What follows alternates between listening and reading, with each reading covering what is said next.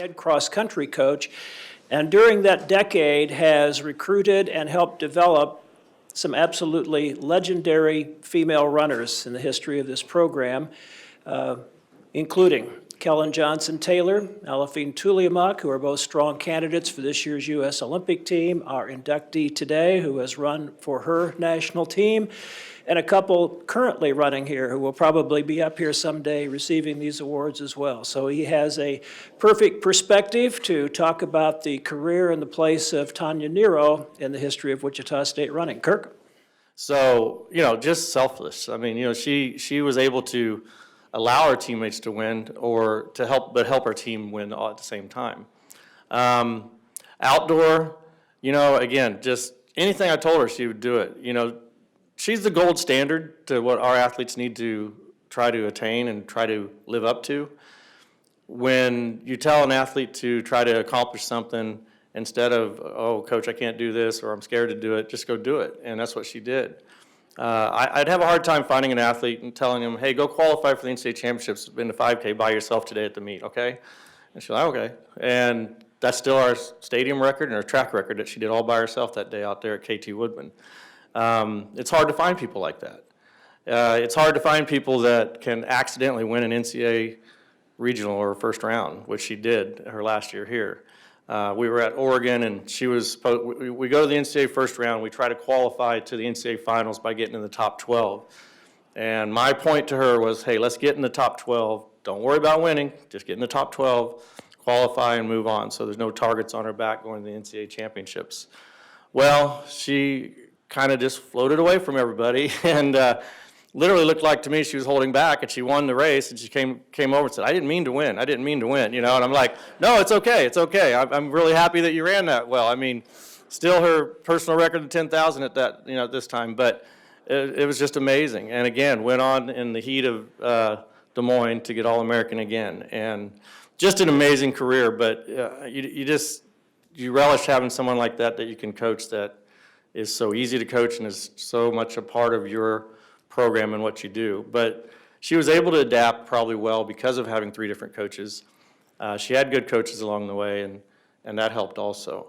The other interesting thing about her to me is that, she's still with me today. 10 years later, I'm still coaching her.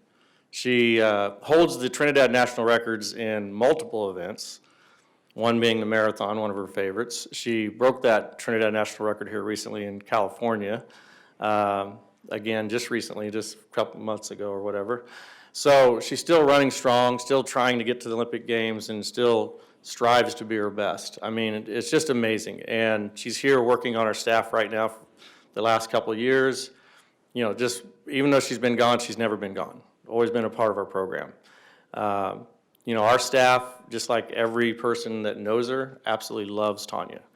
The one thing that she excels in more than athletics is the wonderful, kind person she is. So anyway, sorry. She's a great person. I love Tonya to death, and I'm really proud to introduce Tonya Nero. I started running when I was 5 years old, and it's because my parents, they went to Jackson State University, and they were athletes also, and they were on the track team, and they met there and got married. Then they had 5 kids, and 4 of us were like 1 year apart. So when I was 5, we started running together as a family, and my dad actually said what coach said I do whenever we had to run. My dad said, just go run. There was nothing like workouts, like you had to do this in this time, or so just go run. And that's what I knew how to do since I was 5 years old. And I ran my first 5K when I was about 8 years old on the roads back home, and it was championships for a primary school. And I remember when I ran it, I passed a lot of athletes from the back on the way. They stopped to walk, and I was just like running. I was like, this feels so good. Just running feels so good. And I felt like I had a talent, and I had to use it, that God blessed me with it. And since then, I never stopped running. I ran a marathon when I was 14 years old back home. It was slow, but I actually enjoyed the long distance. So I was like, long distance is my thing, so I'm going to do it. And my journey started at Colby. My brother got recruited there first, and then he told the coach that he has a sister back home who runs. And she took me in, and that's where everything started. At Colby, she had a workout, so that was the first time I actually had a coach that was outside of my parents, and like things to do, like workouts, do abs and do weights and go run on the country roads and stuff. So that was fun. And my favorite thing was actually being a part of a team, a big team, and having the girls there to run, and we just talked about different stuff while we ran. That was fun. And as Coach said, I got recruited to Wichita State because of him. I didn't know that he saw me running at a race, and he told Mark Burns to recruit me to Wichita State. I didn't even know that there was a school called Wichita State. So when I came here, the thing that stood out to me about Wichita State was everyone was just so nice. I was like, there's so much nice people in one place. And Coach Burns was really nice, and the girls on the team were really nice. And it just felt like a really nice, small family here in Wichita State, just being with everyone. And one of my other favorite memories for championships, I would buy yellow. I like doing hair and stuff, so I would buy like yellow hair extensions, and I would braid the girls' hair in yellow, and we were just like so happy to go race for championships and races, and that was just like really fun being with them. Being an international student, I didn't know what to expect, but everything was just really, really good and fun and felt like home. Wichita felt like home for me. Coach felt like a dad to me. I could talk to him about anything, and he wouldn't act surprised. Like, he just knew like how to respond and everything. And one thing that I liked about Coach Hunter was that I know there are some coaches that they cuss at you or scream at you to get their point across, but he was not like that. He could get his point across like in a nice, good way, and he would know when to be serious and when to make us laugh. So it was like a really good balance, and I felt really welcome. And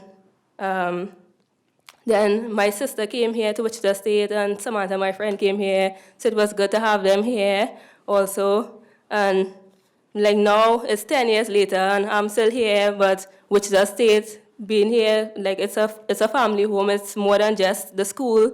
I became a part of the Wichita Church of Christ, and I had a big family there. And now I have a family at the Freefield Gospel there too, and my sister is married, and she has 2 kids here, and she has an extended family, and they are so really close, and they have brought me into their family. So Wichita is just like my second home right now.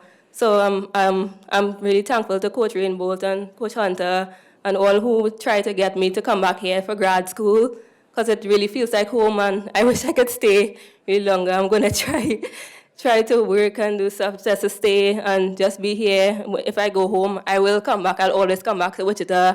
I'm so honored to be a part of the Hall of Fame. So in the future, when I have kids and my grandkids, I could bring them and say, this is my second home. Here's my name and some pictures. And thank you very much for this honor.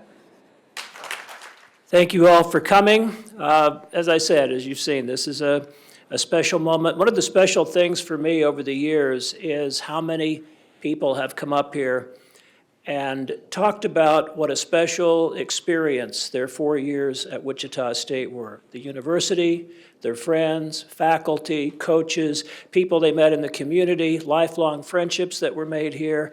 It's a special place, and we see that reflected in these speeches, and so it's always great to hear. Congratulations to you all. It'll be nice to hear the cheers tonight as you are officially inducted into the Hall of Fame at halftime of the basketball game. Congratulations to you all. Thank you all again for coming out.